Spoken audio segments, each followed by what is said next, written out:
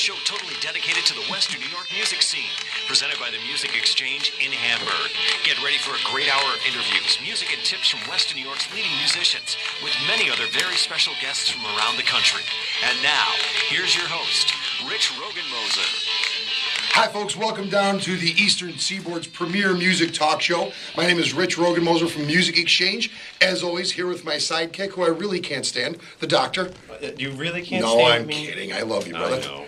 We've had a busy last couple of days, you and I. It's been crazy. This might be the first time we've actually sat down in the past 3 to 4 days. I know. This is like resting right now. Yeah, I've seen a couple shows and everything. A lot of music. You ran sound yesterday for the Mighty McHay's, good friend of ours. Me and David Lee Frost, who we had on the show last week, we ran sound for the Mighty McHay's at the Carousel Room at the fair. And that was a really good show. Him and the Reinhardts, they put on a great show. Buffalo legends, Reinhardts. Yeah. Absolutely. Fantastic. I ducked out. The lovely Kim Marie and myself went to see Tom Petty. Yeah, you were too good for us, so you had to go see Tom Petty. I did. How was that? Tom Petty was phenomenal. I've seen him like 5 times. I have a great friend, Candy Cook, who goes insane whenever he's in town. He announces his tour. She texts me, and even in her text, you can hear like the excitement. Tom Petty, all Tom Petty. capitals and stuff. Yeah. So then it's just like the Tom Petty report from that point forward.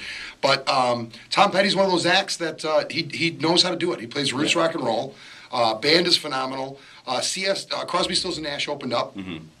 They did an electric set, and for some reason in my head, I was picturing Crosby, Stills, Nash from Woodstock. Yeah, you said you were a little disappointed with the whole electric set. I kind of was. I mean, they're phenomenal, and they're legends, of course. And you know my theory on the sound at Darien Lake, which is awful. Neither of us are fans of the sound at Darien. It's horrible. I mean, it really is. And like I say, maybe it was just me more than anything, because in my head I'm thinking Crosby, Stills, Nash from 1969. Mm-hmm. You know, 3 guys sitting with acoustic guitars, and it was a full electric set. Stephen Stills, who's a great guitar player, I kind of think of him more for the open tuning type of guitar playing, where he was just playing a lot of solos and stuff like that. That was great.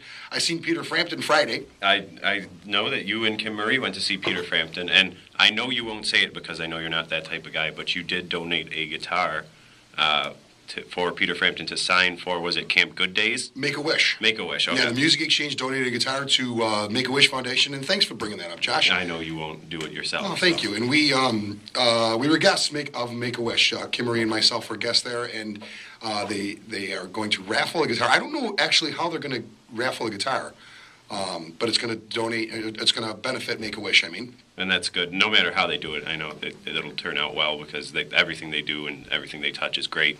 Yeah, that's true. That was a good show. Peter Frampton was Peter Frampton. Joe Romanowski over at Indigo, I got to send out props to him, because they do such a great job. We've talked about the level of talent in Western New York, which is unbelievable, but it's the tertiary stuff too. It's the staging companies and the sound companies that really, they're world-class guys in town here that doing this kind of stuff. And the stuff that Joe has set up over there at the fair is just unbelievable. That's Indigo Productions. Really a great job, and it was a great concert. Kim Marie seen John Mayer, which we give her a hard time about. Yeah, we like to razz her about John Mayer, but in truth, he's a great player. Phenomenal player, yeah. And Kim Marie enjoyed that out at Darien Lake as well. Yep, she really loved the show. It was a great show. A lot of music going on. And Friday, and right now the Exposure concert's going on down at Club Paradise to benefit OP Music House. Friday night, you and I stopped down and we saw Fair Trade, the band that David Lee Frost is actually in, and we stopped down and saw them. They were really good. Yeah, that's the first time I've seen them. Yeah, Fair Trade's reunited. They're doing some reunion shows. Yeah, they're going to do a reunion show at the Chicken Coop September 17th. And that's a Barrelhead reunion, I think, right? Isn't it? Barrelhead was a real monumental bar. They used to play at the Barrelhead, right. So it's sponsored. Somehow Barrelhead is tied in to that whole thing.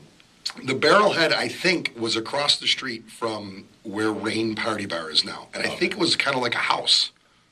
The Barrelhead. Like a house party? No, it was a bar, but bars when I was younger, a lot of bars were neighborhood. Or just houses. I mean, Lackawanna's still that way. There's still a lot of bars like that. Yeah. Or if you go up on Elmwood, you'll see bars that are South Buffalo mainly. You see it more than anything.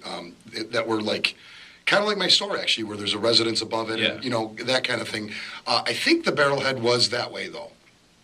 I wouldn't know. It's a bit before my time. Yeah, you weren't even thought of. No, I'm still not thought of. They throw me in the corner. Not very often, my friend. You're not thought of very No one often. thinks of me. Today's show is very special, and today's show is very special to me. We have a guest that's going to be joining us in just a little while. If you had to ask me, name monumental guitar players that have affected you in life. I personally would say somebody like Jimmy Page, people that you hear once and it's like, wow, this is something. Jeff Beck, but there's one guitar player that I would put at the top of the list, and he's actually a product of Buffalo. He's a Buffalo musician. His name is Ernie Corallo. He's played with everybody under the sun. He played in a band locally here at Stan and the Ravens. He played in several other local bands. Prior to that, he was with Stan and the Ravens for a really long time. He toured with Paul Williams. He played with Linda Ronstadt. He played with Ronnie Hawkins. He played with Frank Zappa. It's just unbelievable, the things that he's done.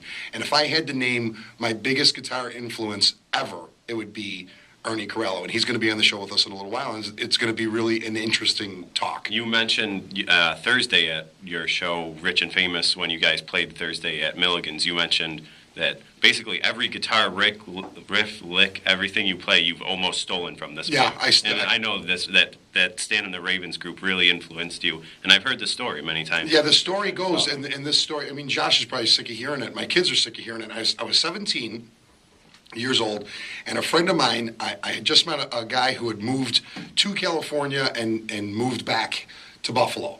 And I was playing in a band with him, and he was considerably older than me. He was probably 30 years older than me, 25 years older than me, something like that. So he's in his 40s, and I'm heading to my 20s. And I'm walking around in Who shirts and Zeppelin shirts, and that's what you do when you're. Yeah. Especially when I was a kid, because that stuff was. Because that's where the music started and ended at that point. Current top happening music at the time, and there was a place over on Forest called Judge Roy. First the guy wanted to expose me to jazz, which I was a rock and roll kid. I was just happy to be in the club underage drinking, to be honest with you. So we go to this jazz club. I didn't know anything about jazz, but the guy that we saw was a jazz singer, and it really wasn't what the guy was trying to expose me to as far as jazz went, which I didn't realize till years later. It was kind of a Neil Diamond type jazz singer guy. There you go. Which wasn't at all what he was looking for. So we left, and he said, well, a guy that I used to play with, Stan Celeste, is playing down the road, go there with me. And I'm like, man, I just want to go to Mighty Taco or something. I'm hungry, You do this to me sometimes. I still do it. Yeah, I still do that. Even 30 years later, I'm still doing that kind of stuff. So we go to Judge Roy Bean's, and we walk in, and the band's set up there, but the band's not on stage yet. And once again, I'm just happy to be in the club, so I'm ordering drinks and, trying not to look like an underage guy in the club. They came out and hit the stage, and from that moment on, my life changed. The type of music that I wanted to play, the type of band that I wanted to have, the type of music that I listened to. It was DJ, who's the drummer for Rich and Famous. DJ Flash, an incredible drummer. DJ was on drums, Ernie Corallo on guitar, it was Andy Rapallo on bass, Stan obviously on piano, and Al Monte on sax, Ernie Corallo on guitar, and it was incredible. And they had the worst gear I've ever seen in my life. Really? Yeah, even when I was sitting there, I was thinking to myself, boy, look at this gear, man. It's all disheveled and nasty. These guys ain't going to be good. There's duct tape on things, and the drummer's drums are way up in the air, and they don't match. And is that cymbal being held by gum? Yeah, it's funny because back in those days, now DJ has his cymbals real high. He used to have his toms really high. Really? Yeah, his toms would be almost where the cymbals are now. Yeah. So he had these toms that were mounted way up in the air, and I think the bass drum was like blue, and the toms were natural wood, and it was just.